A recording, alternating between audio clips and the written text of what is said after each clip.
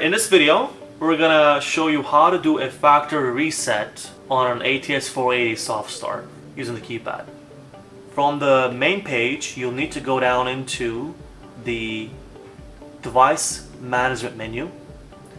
Under device management, go down into factory settings, and you will first need to go into your parameter group list to select the groups that you want to do a reset on.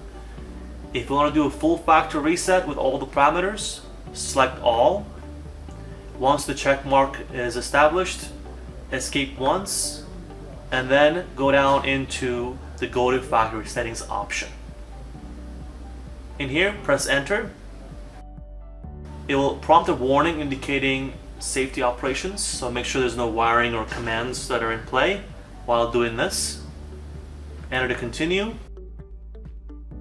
And that's it.